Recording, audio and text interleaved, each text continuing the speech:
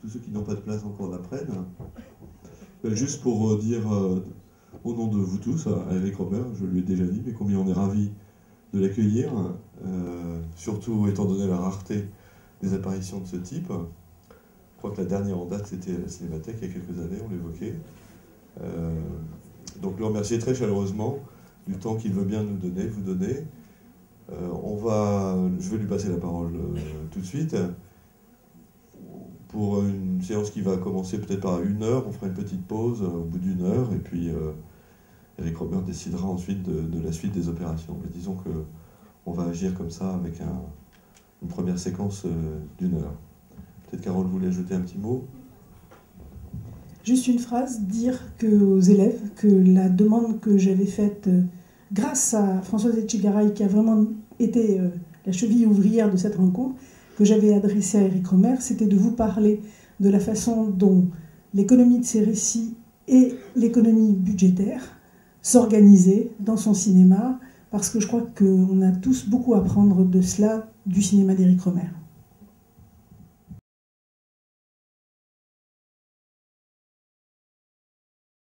Alors, je vous montre ce plan parce que j'aime bien montrer les grands espaces. Bon, et là, l'espace de cette plage, je crois, est particulièrement grand. Et très souvent, dans les films, on voit des petits bouts de plage, plus ou moins bien racontés. Mais là, on a l'ensemble, et avec, évidemment, il y a montage. C'est pas faire de ce plan, mais il y a des plans extrêmement longs et qui découvrent une étendue très, très importante. Et ça a été fait très facilement. Alors c'est la plage réelle, c'est-à-dire qu'il n'y a absolument pas de figurant. Alors là, il y a une question qui peut se poser, c'est est-ce qu'on a le droit de filmer comme ça des gens qui ne travaillent pas pour le film? Eh bien, la réponse est difficile. La réponse est difficile. C'est-à-dire, il y a, si vous voulez, la théorie et il y a la pratique. Enfin, ce qui concerne la pratique, elle est tout à fait, comment dire,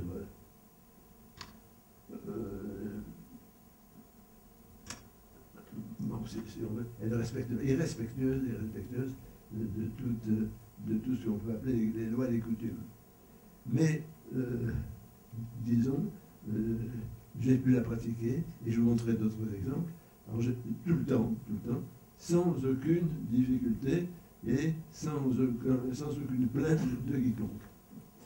Alors,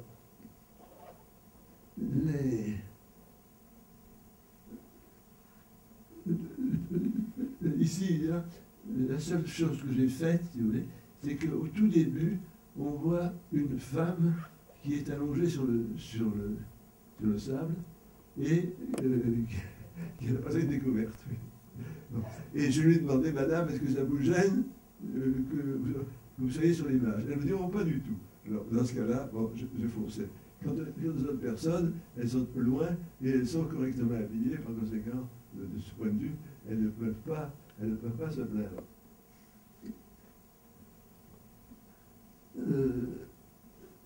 C'est très important pour moi de montrer l'espace. Et d'ailleurs, mon premier contact avec le cinéma, c'était un article que j'avais écrit dans la revue du cinéma, qui est l'ancêtre des cahiers du cinéma, et qui s'appelait le cinéma art de l'espace.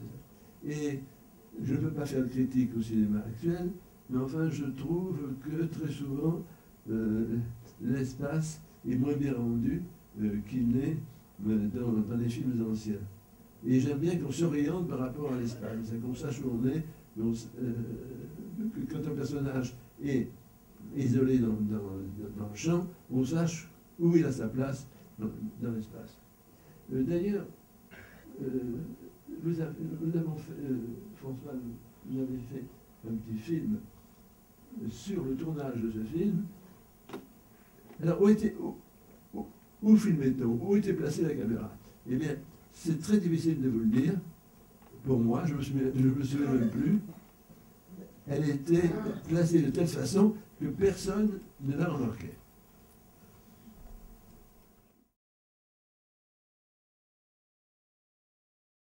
Qu'est-ce qui distingue le cinéma du théâtre, précisément, c'est qu'on peut donner une puissance au lieu plus grande, une vérité, si vous voulez, un effet de réel. C'est pour ça que je fais du cinéma, c'est parce que j'aime placer les personnages à l'intérieur d'un espace. Si dans mes films, il n'y a pas de gros plan, je ne dis pas que le gros plan soit une chose belle, il y a des gros plans magnifiques, mais c'est plus intéressant pour moi de montrer les acteurs, si vous voulez, en relation avec le milieu dans lequel ils évoluent.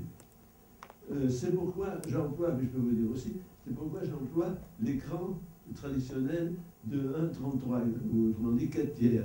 Je n'aime pas le... j'ai défendu le cinémascope quand il est apparu, mais en fin de compte, je trouve qu'il est bon. Je ne l'aime que dans le western, et je n'aime pas l'écran employé actuellement, le plus souvent, c'est 1,85, je crois que c'est 1,85. Et je n'aimais pas non plus tellement l'écran 1,66, qui pourtant, dans lequel, enfin, mes films ont été projetés souvent. Mais peu importe, je vais faire en sorte, quand je cadre, qu'il y ait de l'air tout autour des personnages.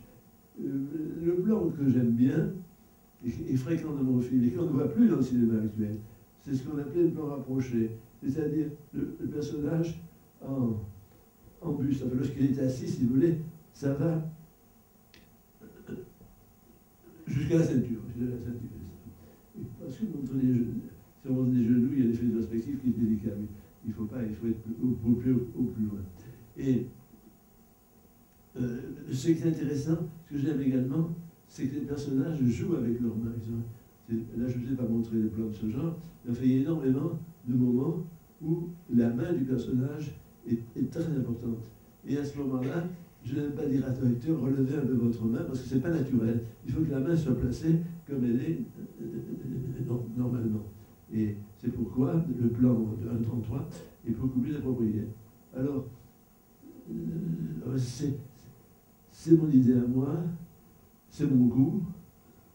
Bon, je pensais que ces écrans larges étaient des choses qui ne duraient pas longtemps, et finalement je m'aperçois que non, puisque à la télévision on ne trouve plus de postes, ou très difficilement, qui soient dans le format 4 tiers. Je trouve que c'est très regrettable. Oui, en fin de compte, d'où vient ce format? Moi, je trouve que c'est pour des raisons purement, des questions de, de racolage du public. C'est pour donner au public l'impression que l'écran est plus grand, et voilà pourquoi. Parce qu'autrefois, dans les salles de cinéma, il y avait un balcon. Et les salles de cinéma avaient un plafond très haut. C'est-ci un plafond relativement haut. Enfin, la cinémathèque de Chaillot avait un balcon. Et alors, à ce moment-là, la place de l'écran, c'était... l'écran pouvait être presque carré. Mais, comme on a fait des multisalles, et que les salles sont en plafond bas, et bien à ce moment-là, si on fait un écran carré, eh bien, il est un peu petit par rapport à l'espace total. Et ça fait plus d'effet s'il est plus large sur les bords. Mais l'écran large, en fin de compte, moi j'appelle pas ça l'écran large, j'appelle ça l'écran étroit, parce que si on le considère en hauteur, il est étroit. Et dans un film où on veut montrer, dans un paysage par exemple, où on veut montrer des choses qui sont situées à une hauteur, comme des montagnes, comme des arbres, comme des toits de maisons, etc. Ou bien dans lesquels on veut montrer à la fois, d'une façon assez rapprochée, le visage et les mains, eh bien, l'écran large est très gênant. Voilà mon idée.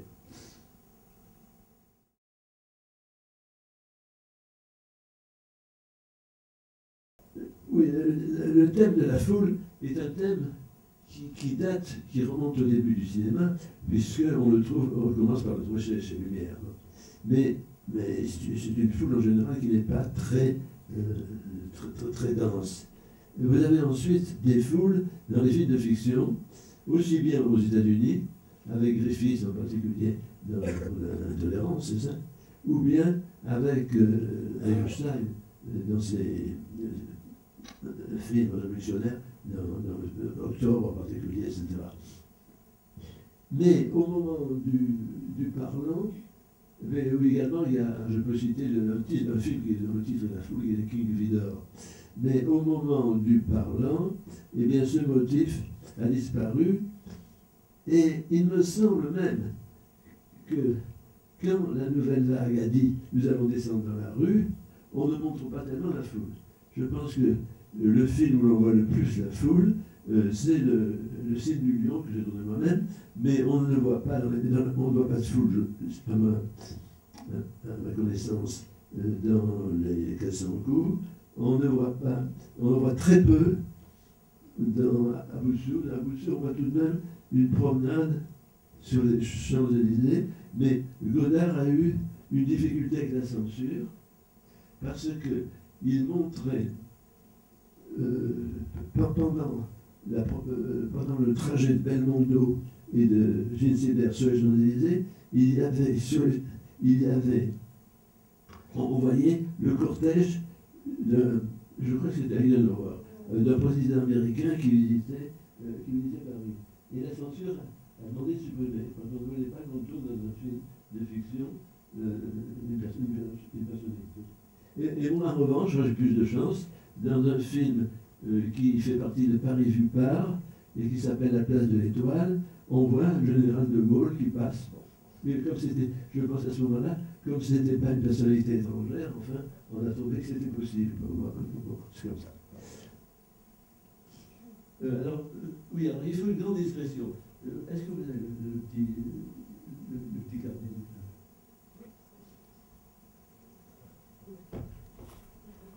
Oui, alors, je me dis qu'il ne faut pas se faire remarquer.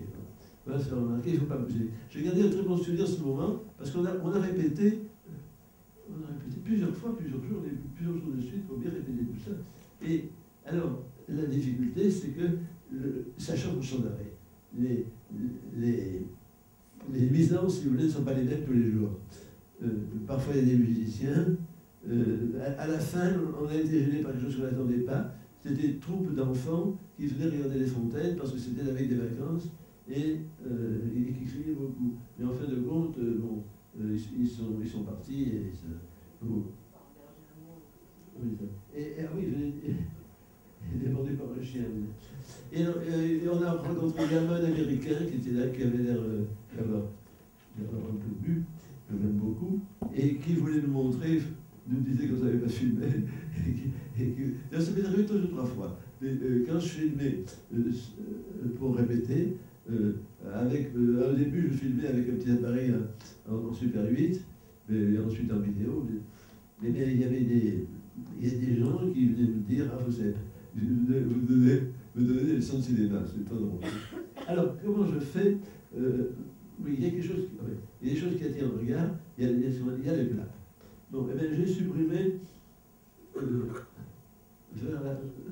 dans les années, la fin des années 80, j'ai supprimé le clap. Et qu'est-ce que je fais?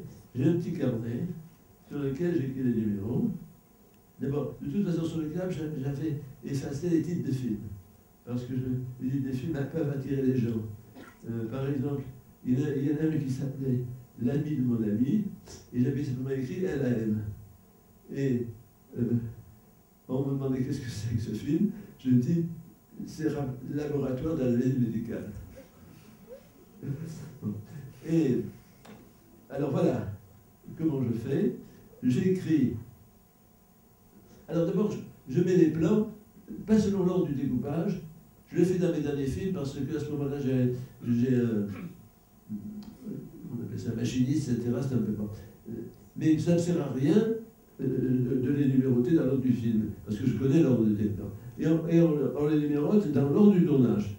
Bon, un sur un, sur deux. Alors vous me direz, il n'y a pas de clap, il n'y a pas de claquette. Oui, mais comment fait-on? Eh bien, on met ça, et ça on filme, on fait ça, et aussitôt après, je fais comme ça, avec mes mains, c'est tout. Et on ne remarque pas, personne ne remarque.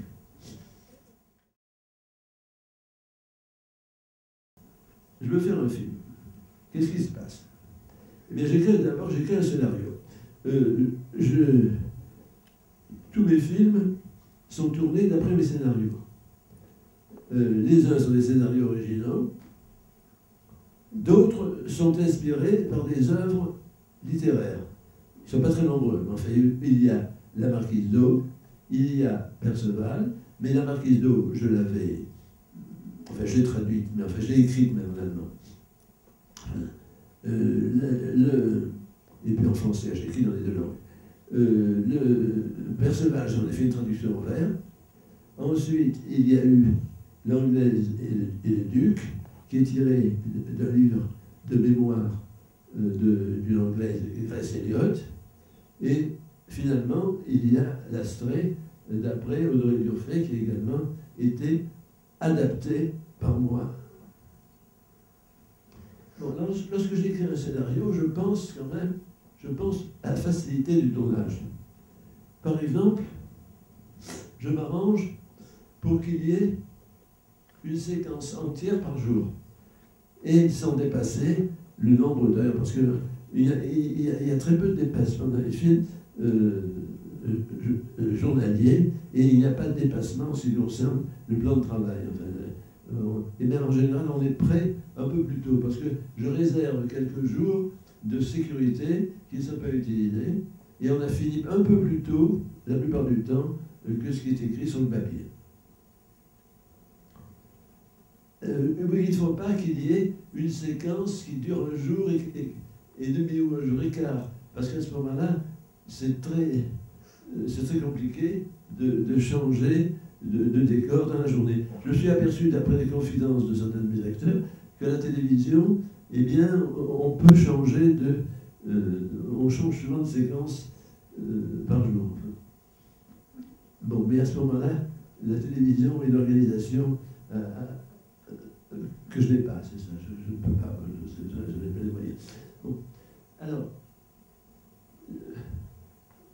donc, j'écris mon scénario une fois, la plupart du temps, une fois que j'ai repéré les lieux.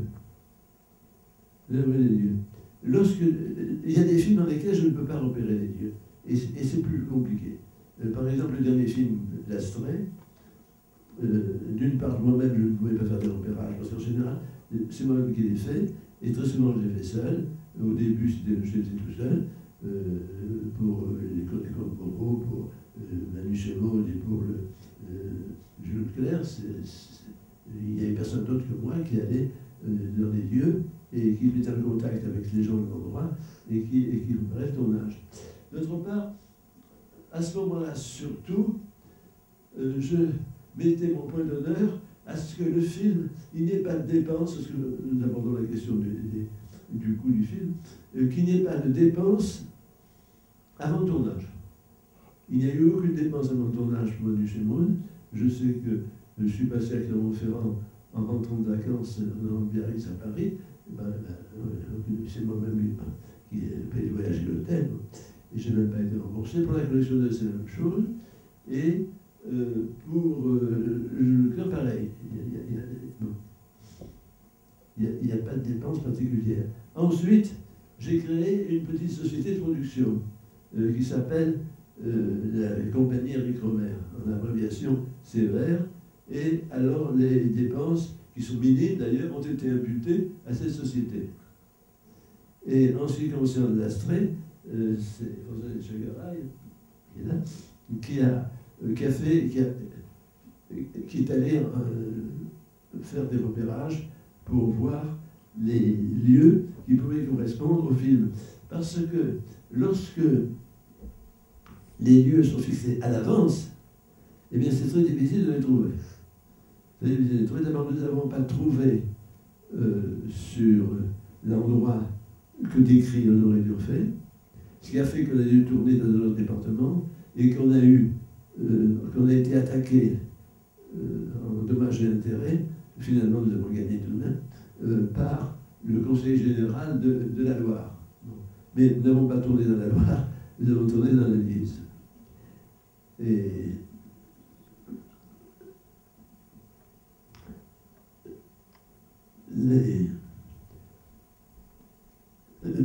alors, qu'a fait mon ambassadrice, et je puis dire qu'a fait Françoise pour ce film, eh bien, elle a tourné avec une petite caméra des paysages, et j'ai choisi sur les vues qu'elle m'a montrées. Et ensuite, j'ai fait 2 ou 3 voyages. Enfin, au début, je n'avais pas la possibilité, parce que ça s'est passé il y a 2 ou 3 ans, je n'avais pas le moyen physique, si vous voulez, de faire tous ces voyages-là. Alors, d'autre part, le scénario, je ne suis pas payé pour le scénario. Enfin, je ne suis pas payé, mais en même temps, je me dis dommage. Je veux dire comment. C'est-à-dire que je pense qu'un scénario, c'est comme un livre. Un auteur, quelqu'un qui écrit un livre, normalement, il n'est pas payé. On peut lui donner une petite avance, mais en fin de compte, ce qu'il gagne, c'est un pourcentage sur les ventes. Eh bien, moi, c'est ainsi que je le fais. Je ne suis pas payé pour mon scénario, mais je touche à mes risques et périls un pourcentage sur les bénéfices. Et c'est très avantageux pour moi. Je pense que c'est plus avantageux que de vendre simplement. Mais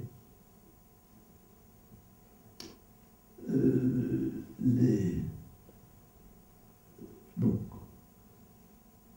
Et d'autre part, à l'époque, je dois vous le dire, disons, modestie ou pas modestie, je dois dire que les frais que je pouvais... J'ai engagé des frais, c'est ça, qui n'étaient pas remboursés, alors que moi-même, j'étais... alors que mon revenu personnel, était inférieur au revenu imposable. Oui, par conséquent, je ne roulais pas sur l'or. Mais je pense qu'en domaine du cinéma, eh bien, il faut savoir faire quelques sacrifices. Et en ce qui concerne mes derniers films, L'Astray et Triple Agent, eh bien, il n'y a pas eu de bénéfice. Et dans ce cas-là, mon scénario ne m'a rien rapporté.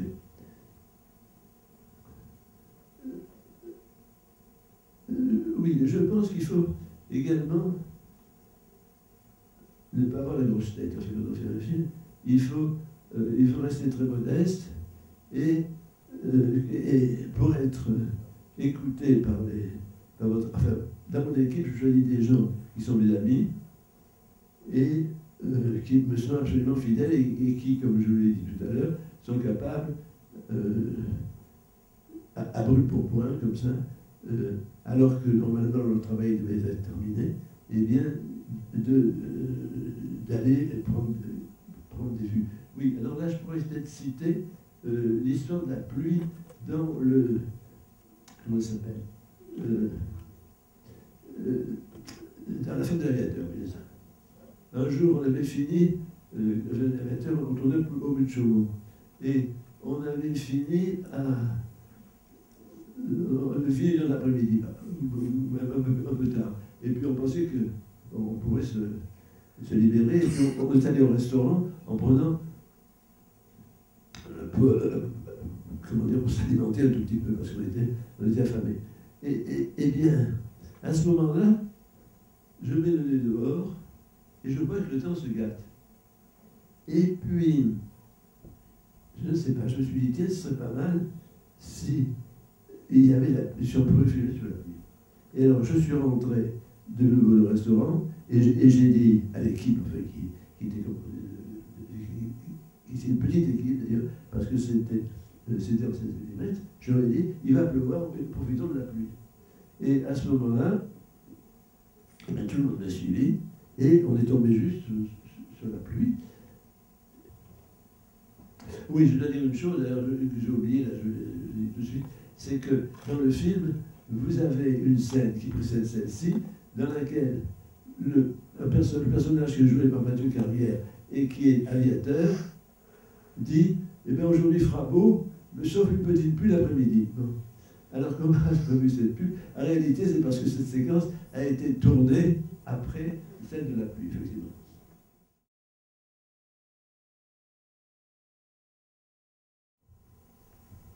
Oui, bonjour. Le thème d'aujourd'hui, c'était l'économie, enfin comment l'économie peut influencer sur la manière d'aborder le tournage et le film. Et je voulais savoir, il y a une chose qui prend pas mal d'argent dans un film, sont les acteurs. Je voulais juste savoir, parce qu'on n'en a pas vraiment parlé, comment vous choisissiez vos acteurs. Et Bon, alors les acteurs, beaucoup d'acteurs me disent, on déplore de ne pas pouvoir voir le metteur en scène. Ils voient simplement un assistant et ils n'ont pas de contact avec le metteur en scène. Personnellement, moi, il y a un intermédiaire, je vois l'acteur, c'est moi qui choisis les acteurs uniquement. C'est très rare que je fasse défiler les acteurs. En général, je me renseigne d'avance, je demande des photos. Vous direz que la photo n'est pas forcément comment dire, n'est pas seulement un indice d'une valeur absolue, c'est ça, qu'elle peut être trompeuse, mais enfin, c'est mieux qu'appeler quelqu'un pour. Enfin, je n'aime pas appeler quelqu'un que je vois 30 secondes et donc je me dis, oh, mais il n'est pas bien, je ne prends pas. Je préfère voir en photo sur la personne n'en sait rien et c'est plus simple. Bon, je vois pas l'acteur, mais j'ai parfois des difficultés à les trouver. Par exemple, dans ce film, je ne les ai pas trouvés tout de suite. Alors, avec l'acteur, je fais pas mal de répétitions. Je fais pas mal de répétitions. Enfin, parce qu'en général, lorsque ce sont des acteurs, il y a plusieurs sortes d'acteurs, il y a les acteurs jeunes, il y a beaucoup d'acteurs qui n'ont rien fait. Les acteurs qui étaient là n'avaient fait rien ou peu de choses.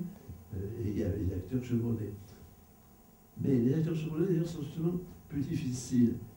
Parce que ce qui compte, c'est pas tellement que le metteur en scène connaisse les acteurs, c'est que c'est que les acteurs connaissent le metteur en scène, et souvent, ils sont un peu déroutés, voire même intimidés, ce qui est étrange pour des acteurs qui ont beaucoup d'expérience. Bon. Alors, nous faisons des répétitions, d'ailleurs des répétitions, ce qu'on appelle répétition à l'italienne, c'est-à-dire qu'on lit le texte assis. Alors, pour Astrée, d'ailleurs, ça dépend des films. Il y a des films dans lesquels on n'a pas tellement besoin de répéter, il y en a d'autres, on a besoin de beaucoup répéter.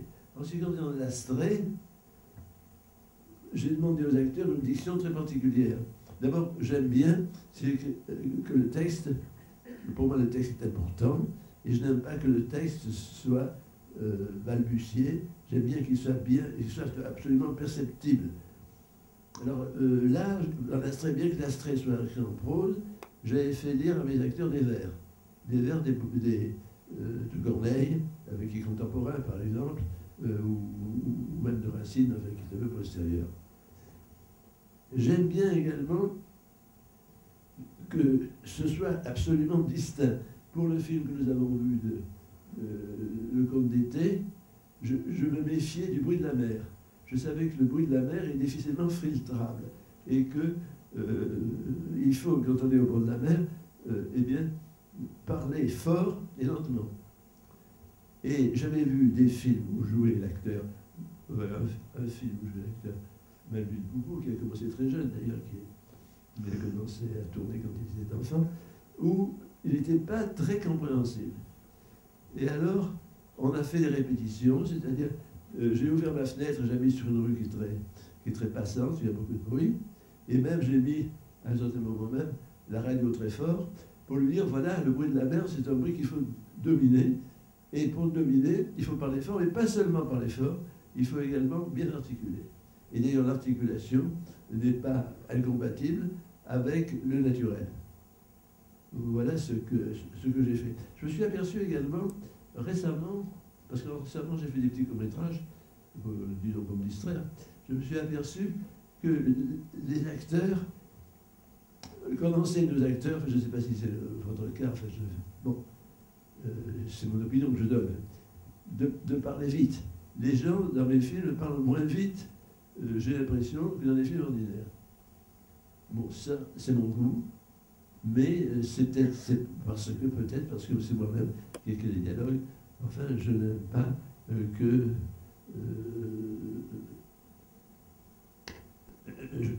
je n'aime pas qu'on parle trop vite.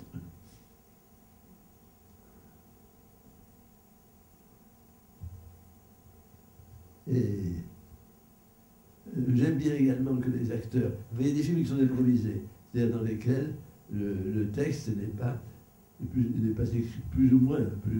Le texte peut être pressenti, mais pas absolument écrit. C'est un peu le cas du film L'Art Nobel à la médiathèque. Il y a beaucoup d'improvisation. Et le cas de Renette et Mirabel également. Mais, et puis évidemment, Le Rayon Vert qui est entièrement en improvisation. Mais sinon, si c'est un film que j'ai écrit de bout à l'autre, eh bien j'aime bien que les acteurs en soient imbibés à l'avance, plusieurs mois à l'avance. Et qu'à ce moment, ça devienne tout à fait naturel chez eux. Je n'aimerais pas faire comme faire certains metteurs en scène, écrire ou faire écrire le texte juste avant le tournage. Je n'aime pas ça.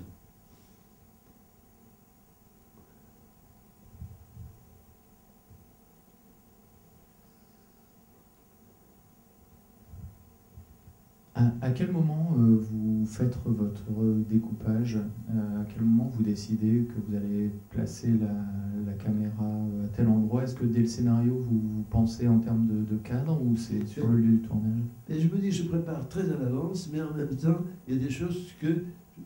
il y a des choses que je fais dans les médias.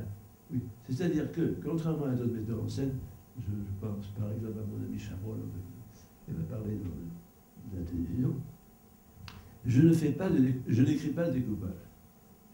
Et je n'ai aucune idée, et je dirais même que je n'ai aucune idée du découpage avant de tourner.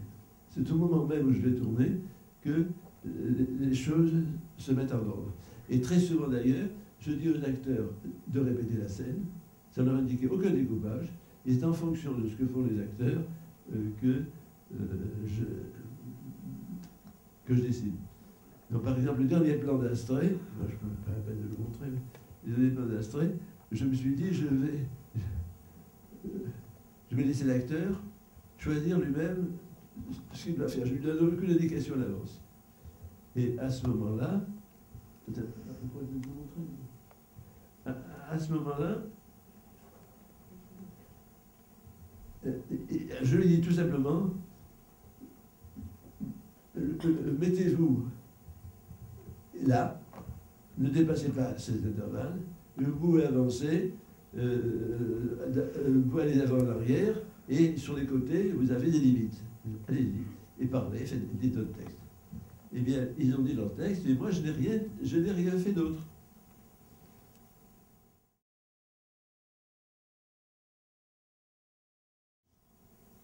Je voulais vous poser une autre question sur le scénario cette fois.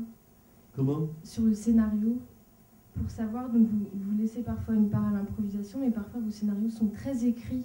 Oui, mes scénarios sont très écrits, mais je prends du temps pour les scénarios, c'est-à-dire, je prends bien souvent un an. Enfin, je peux écrire un scénario assez rapidement, en un mois ou un mois et demi. Mais à ce moment-là, tout est préparé, c'est-à-dire, je sais le scénario germe en moi peu à peu, et parfois pas dans l'ordre. D'ailleurs, il y a des scénarios qui ont traîné pendant des années. La femme de l'aviateur, c'était une petite nouvelle, à ce moment-là, je ne pensais même pas au cinéma, que j'avais écrite en 1945. Et je l'ai tournée en 1980. Et d'ailleurs, ce qui m'amuse, c'est que le critique a dit, la situation... C'est un vieux qui montre la femme moderne, alors qu'il y avait 40 ans de différence entre la conception du film et le moment où il était tourné. D'accord. Donc, est-ce que vous auriez des conseils à donner dans la formation pour un jeune scénariste? Comment? Pour la formation d'un jeune scénariste, est-ce que vous auriez des conseils à donner pour l'écriture? Mais écoutez, je ne peux pas donner de conseils parce que je ne veux pas donner de conseils, parce que j'ai une façon de faire qui est la mienne. Et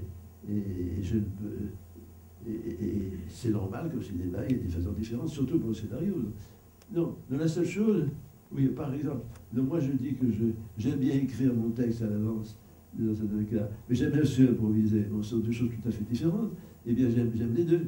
Les deux ne sont pas incompatibles.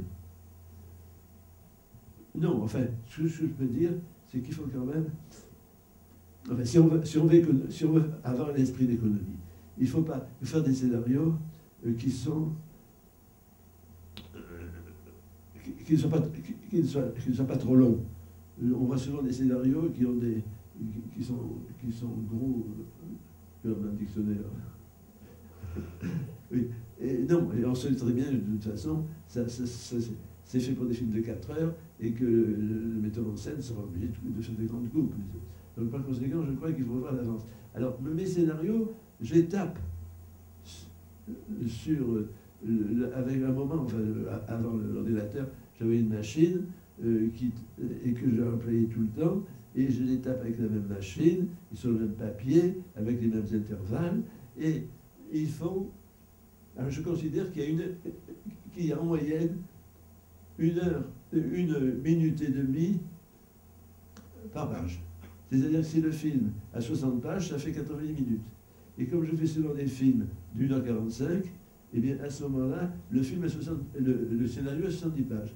Oui, ça c'est précis. Enfin, je sais très bien où je vais.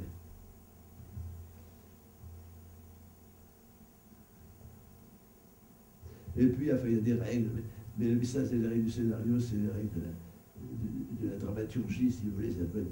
C'est-à-dire je crois à ce que Corneille appelait le suspens et que Hitchcock appelle le suspense. Je crois que c'est très important, enfin.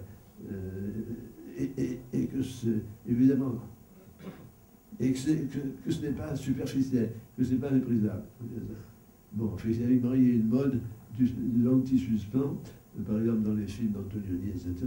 Mais personnellement, j'aime bien, c'est pas comme ça que j'aime mes scénarios. Enfin, je pense que l'intérêt du spectateur soit soutenu, c'est ça, du début jusqu'à la fin et qui s'accroisse. Ce qui ne veut pas dire que le suspens est quelque chose de mécanique, non, pas du tout. Mais enfin, je pense que c'est une chose absolument nécessaire à un spectacle. Et contrairement à Bresson, je pense que le cinéma est un spectacle.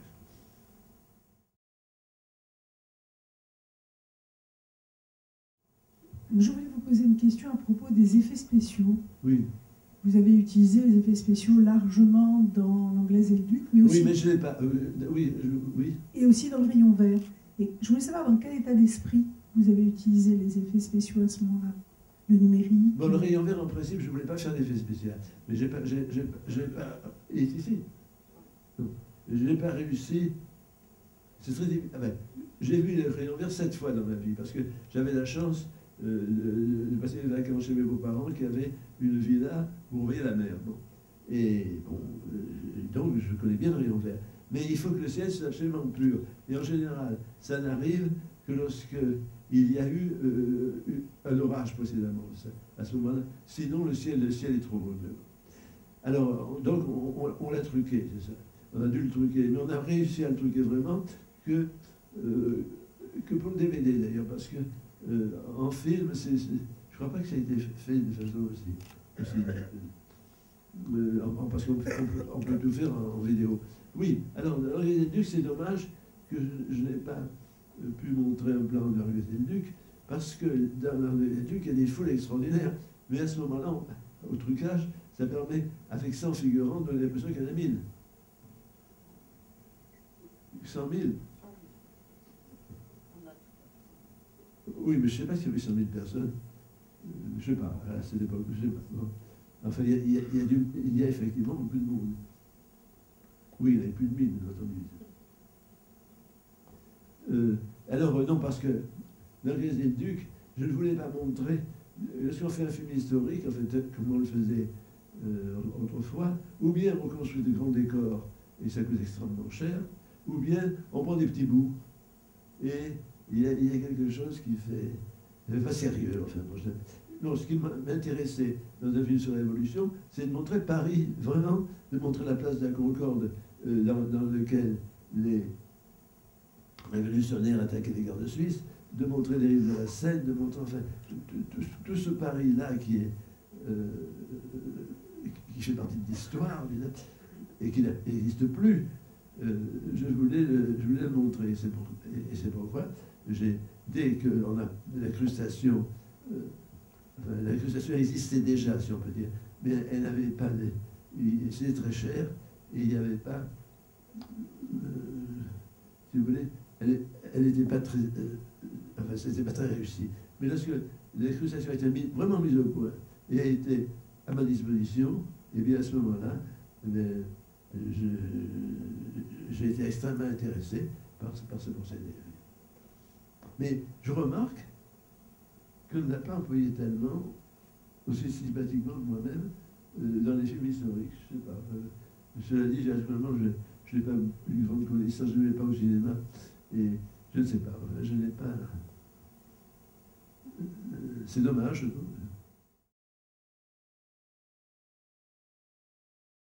Oui, je voulais vous demander, si on voit votre parcours qui est assez long, en tout cas du point de vue du long métrage, entre La collectionneuse et les derniers films, L'Astray par exemple,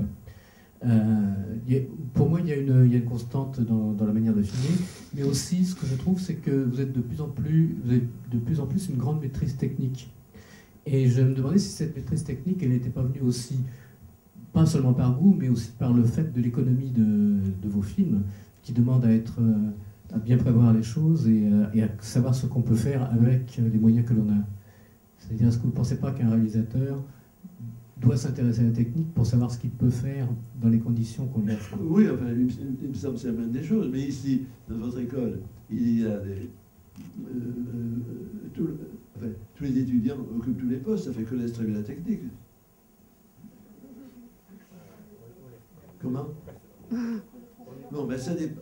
On essaye, oui. Non, il y a des techniques que je ne connais pas. Par exemple, actuellement, je ne connais pas la technique du montage en... Comment on appelle ça? Comment? Oui, le montage en... Comment s'appelle le procédé? À vide. C'est ça. Non, c'est ma monteuse qui s'en occupe. Moi, là-dessus, je pouvais monter, parce que c'était des collages. À la rigueur, j'aurais pu monter, en fait. Et même, j'ai bricolé un tout petit peu parfois, lorsque c'était de la pellicule. Mais là, pour le numérique, moi, je suis dépassé complètement. Et c'est parce que je ne suis plus de l'âge de l'ordinateur.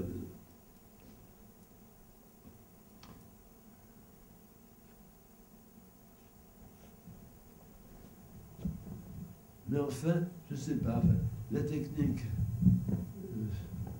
Chabrol disait, la technique cinéma, ça prend 4 heures, c'est certain qu'il était un bon technicien, et qu'il n'a pas...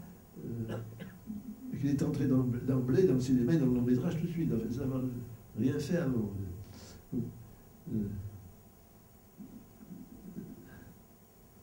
Mais enfin, il faut savoir ce qui est possible, oui, effectivement, dans le domaine de l'image et dans le domaine du son.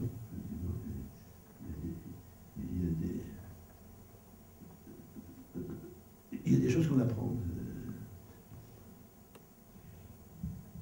J'ai une question par rapport aux personnages masculins dans les contes moraux, en fait.